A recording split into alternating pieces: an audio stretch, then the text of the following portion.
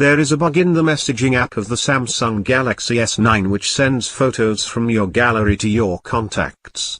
This bug is a massive concern for the user's privacy since it can share sensitive images without the user's knowledge.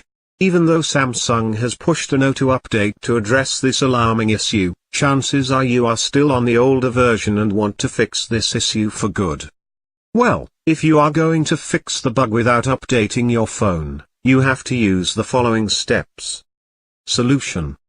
Go to the app info of the messaging app installed on your Samsung Galaxy S9.